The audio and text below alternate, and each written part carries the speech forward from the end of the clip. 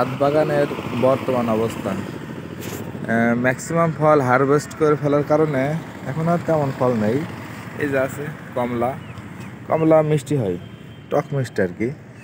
সবেদা, প্রচুর পরিমাণ সবেদা ধরে। এই যে ছোট্ট ছোট্ট সবেদা ধরেছে, কয়েকদিন আগেই সবেদা সব হারভেস্ট করে ফেলা হলো। আবার এখন নতুন সবেদা এসছে, ফুল আছে, সবেদা আছে, 12 মাসি সবেদা। এই দেখেন, এই দেখেন সবেদা, এই দেখেন সবেদা। আবার ফুল দেখাচ্ছি, দাঁড়ান। এই দেখেন মাথায় ফুল, এই দেখেন ফুল, 12 মাসই সবেদা ধরে। তো ছাদ বাগান যারা নতুন করে দেখতে চাইছিলেন তাদের জন্য ভিডিওটা করা।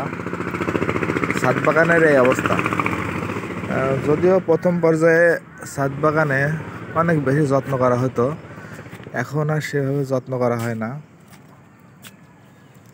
অযত্নে গাছগুলো কেমন যেন শুকিয়ে গিয়েছে, গাছের চেহারা নষ্ট হয়ে গেছে।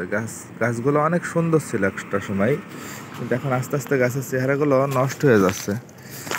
তো ইনশাল্লাহ আজ থেকে আবার যত্ন শুরু।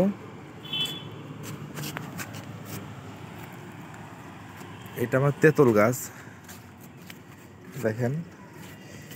এটা অবশ্য হাইব্রিড তেঁতুল, তেঁতুল ধরে। এই মুহূর্তে তেঁতুল নেই, যত্ন করা হয়নি, যার কারণে তেঁতুলও নেই। অনেক বড় গাছ মার্শাল্লাহ তেঁতুল গাছটা। এই এক গাছে যত তেঁতুল ধরে খেয়ে শেষ করা যায় না, প্রচুর তেঁতুল। সৌন্দর্য বর্ধনের ক্যাকটাস গাছ।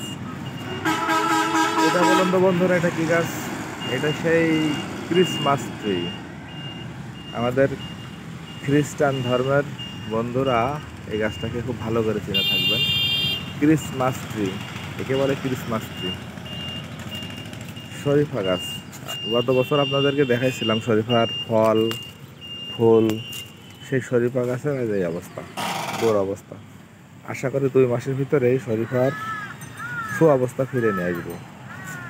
মালটা, পয়সা মালটা ধরে, মিষ্টি হয় না। এই যে দেখুন হলুদ, কতটা হলুদ, একদম হলুদ, কিন্তু